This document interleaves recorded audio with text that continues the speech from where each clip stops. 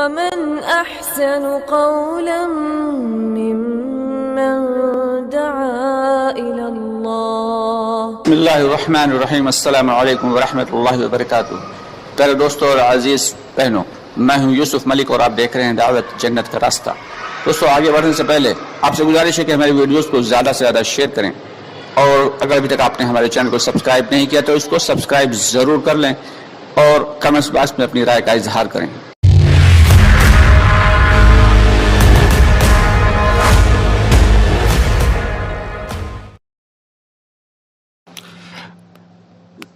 عزیز دوستو، السلام علیکم.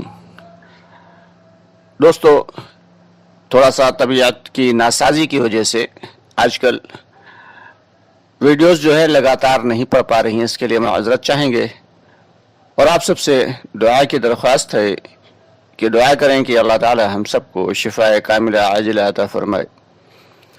تو دوستو، آج بڑا ہی اہم موضوع لے کر آپ کے سامنے حاضر ہوئے ہیں، اور یہ موضوع ہے کہ روزانہ 2.5 گھنٹے کیسے لگائیں.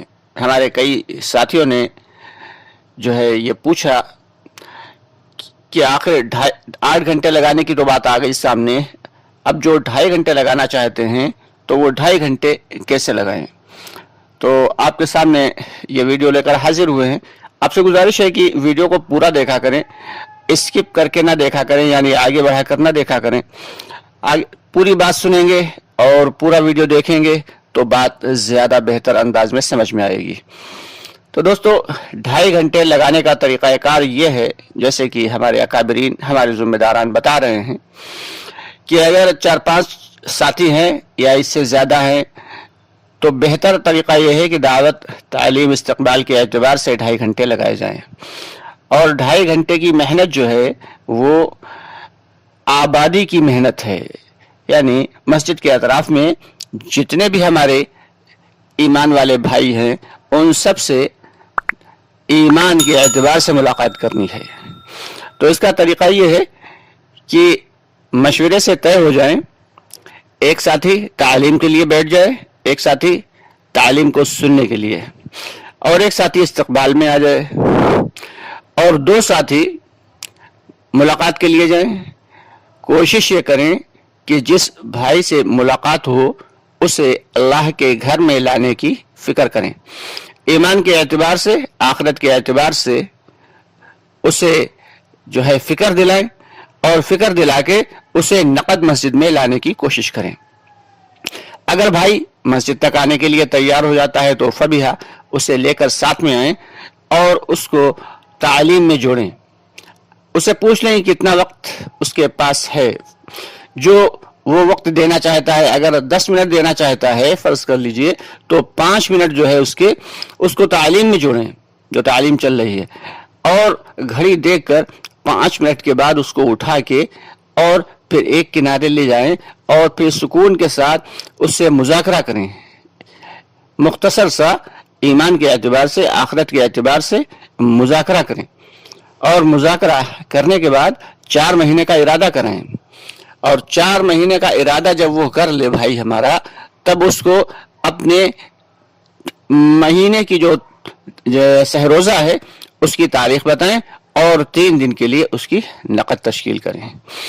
اور اگر بھائی ہمارا مسجد تک آنے کے لیے تیار نہیں ہو پاتا ہے، کوئی عذر بیان کرتا ہے، تو جو بھائی اس سے ملاقات کے لیے گئے ہیں وہ اس سے وہیں پر بیٹھ کر یا کھڑے ہو کر سکون کے ساتھ، اطمینان کے ساتھ اس کا حال چال پوچھیں، اس کی خیریت پوچھیں، اس کی طبیعت کے بارے میں پوچھیں، اور اس طریقے سے اس کو جو ہے مانوس کریں، اور پھر اس سے ایمان اور آخرت کے اعتبار سے مذاکرہ کریں. اب جب مذاکرہ مکمل ہو جائے تب پھر اس سے جو ہے 4 ماہ کا ارادہ کریں، اور اس کے بعد پھر سہ روزہ کی ماہانہ کے اعتبار سے اس کی تشکیل کریں اور اپنی تاریخ بتا کر اس کا نام باقاعدہ لکھ لیں. اب جو 4 مہینے کا بھائی ہمارا ارادہ کر لے گا تو اسے 3 دن بہت ہلکے لگنے لگیں گے، اور ملاقات کرنے کے بعد پھر وہ بھائی واپس آ جائیں مسجد میں، اور ایک ساتھی اس میں سے تعلیم کرے اور ایک ساتھی سنے. اب جو بیٹھے ہوئے ساتھی تھے وہ ملاقات کے لیے جائیں، یعنی جو تعلیم کر رہے تھے اور جو سن رہا تھا وہ بھائی ہمارے وہ دونوں ملاقات کے لیے چلے جائیں. اب وہ کسی دوسرے بھائی سے ملاقات کریں, وہ ملاقات سیم اسی انداز میں کریں گے اور اسی طریقہ کار سے کریں گے. وہ ملاقات کر کے آ جائیں, تب پھر جو بھائی ہمارے نہیں جا سکے ہیں یہ لوگ بیٹھ جائیں تعلیم میں اور استقبال میں شامل ہو جائیں, اور جو بھائی ابھی تک ملاقات کے لیے نہیں گئے ہیں ان کو ملاقات میں بھیجیں. تو اس طریقے سے تمام اعمال ہر ساتھی کو کرنا ہے, یعنی استقبال بھی کرنا ہے اور ساتھ ہی ساتھ تعلیم بھی کرنا ہے اور ملاقاتیں بھی کرنا ہے. اس طریقے سے تمام ساتھیوں کو تمام کام کرنا ہے. ایمان کا مذاکرہ جو ہے وہ ایمان والوں کو نفع دیتا ہے, تو اس لیے ایمان کی بات اور دعوت کی بات ہر ساتھی جو ہے وہ جا کے ملاقات کے دوران ضرور کریں. یہ ہوتا ہے وہ طریقہ کہ اگر ہمارے پاس 6-7 ساتھی موجود ہیں مسجد وار جماعت کے 2.5 گھنٹے لگانے کے لیے, اسی انداز میں پوری جو ہے 2.5 گھنٹے یہ محنت لگاتار چلتی رہے گی. اگر لگاتار نہیں دے سکتے ہیں تو 2 نمازوں میں کر لیں کہ ایک نماز کے بعد 1 گھنٹہ لگا دیا, دوسری نماز کے بعد 1.5 گھنٹہ, اور اگر یہ بھی ممکن نہ ہو تو جیسے ممکن ہو جس انداز میں ممکن ہو اس اعتبار سے آدھا گھنٹہ یا پون گھنٹہ لگاتے رہیں. اور اس اعتبار سے ہر نماز کے بعد اگر آدھا گھنٹہ لگائیں گے تو 2.5 گھنٹے آسانی کے ساتھ لگ جائیں گے. اور اگر ہمارے پاس ساتھی کم ہیں, یعنی صرف 2 ہی ساتھی ہیں, اکثر ساتھی یہ بات پوچھتے ہیں کہ اگر 2 ہی ساتھی ہیں تو پھر کیسے ملاقات کریں گے, تو اس کا طریقہ کار یہ ہے 2.5 گھنٹے لگانے کا کہ اگر ہمارے پاس صرف 2 ہی ساتھی ہیں تو پہلے تو جس وقت لگانا ہے مسجد میں آئیں, 2 رکعت نفل پڑھیں, اللہ سے دعا کریں, تھوڑی سی دیر 10-5 منٹ تعلیم کریں اور پھر باہر جائیں, دونوں نکل جائیں اور ملاقات کریں بھائیوں سے. ایک ملاقات کر کے اس کو نقد اللہ کے گھر میں لانے کی کوشش کریں, وہی طریقہ ہے. اگر نہ آئے تو پھر وہیں پہ کھڑے ہو کے اطمینان سے بات کریں, بات کر کے پھر اللہ کے گھر میں آئیں, پھر 5 منٹ تعلیم کریں اور دعا کریں اللہ سے اور پھر جائیں اور پھر دوسرے بھائی سے ملاقات کریں. اس طریقے سے مسجد کو بھی آباد رکھنا ہے اور ملاقاتیں بھی کرنا ہے. اسی انداز میں 2.5 گھنٹے پورے کر لینا ہے. تو دوستو یہ ہے طریقہ کا 2.5 گھنٹے لگانے کا.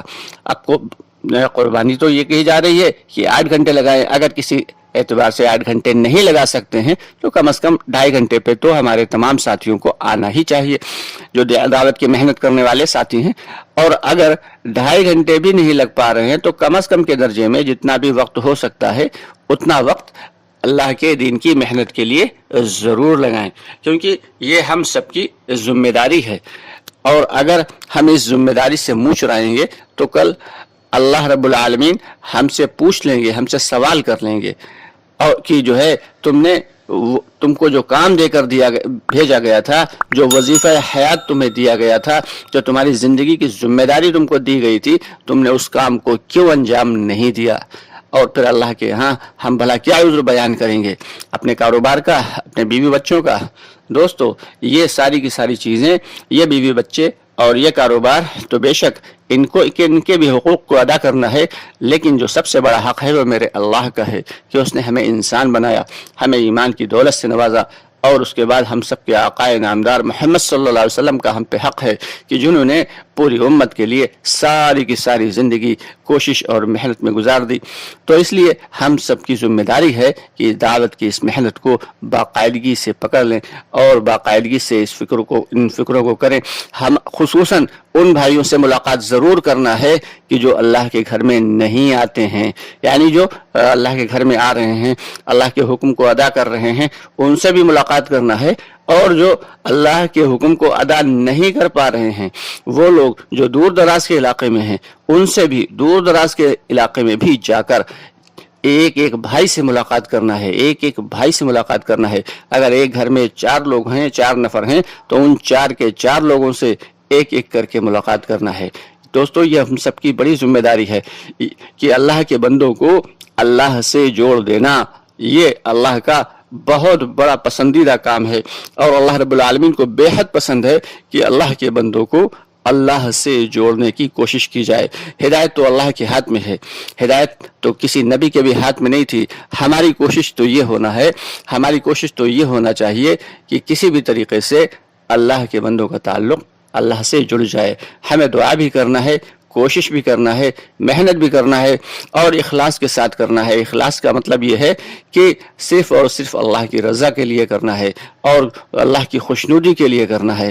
اور نشانہ جب بھی ہم مذاکرہ کریں دین کا تو صرف، اور دعوت کا مذاکرہ کریں، صرف نشانہ ہمیں اپنی ذات کو بنانا ہے کہ یہ دین کی بات جو ہم کر رہے ہیں یہ صرف اور صرف اپنے فائدے کے لیے کر رہے ہیں، کیونکہ جب نشانہ ہماری اپنی ذات ہوگی تو دوسروں کا فائدہ ہو نہ ہو، کم از کم کے درجے میں ہمارا اپنا فائدہ ضرور ہوگا۔ دوستو، آپ سے گزارش یہ ہے، اس سے پہلے بھی دو ایک مرتبہ ہم کہہ چکے ہیں کہ ہمارے کچھ ساتھی جو ہے وہ الحمدللہ خدمت خلق کا کام کیا کرتے ہیں اور فکروں کے ساتھ کام کرتے ہیں خدمت خلق کا، جس میں زکوٰۃ اور صدقات وغیرہ کو ایک جگہ جمع کر کے 3-4 ساتھی ہیں وہ، اور ایسے لوگوں کے اوپر خرچ کرتے ہیں، ایسے لوگوں کی ضروریات کے اوپر خرچ کرتے ہیں جو واقعی شریف ہیں اور کسی کے سامنے جو ہے کبھی مانگنے سے گریز کرتے ہیں۔ تو اگر آپ ان کی مدد کرنا چاہتے ہیں تو آپ بھی اس میں شامل ہو سکتے ہیں۔ یہ آپ کو QR کوڈ دیا گیا ہے، اسکرین پر چل رہا ہے، آپ اس پر بھیج سکتے ہیں جو بھی آپ بھیجنا چاہیں، صدقہ یا زکوٰۃ وغیرہ۔ اللہ تعالیٰ آپ کے اس امر کو اور آپ کی اس کوشش کو بے حد قبول فرمائے۔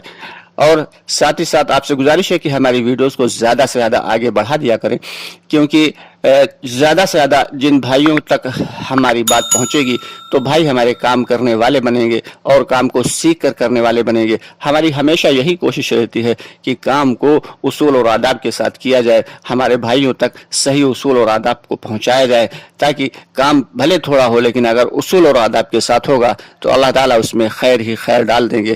ڈھیر سارا کام ہو رہا ہے لیکن اگر بے اصولی سے ہم کر رہے ہیں تو پھر اس میں اس خیر کا آنے کا جو خیر آنا چاہیے وہ خیر نہیں آئے گی۔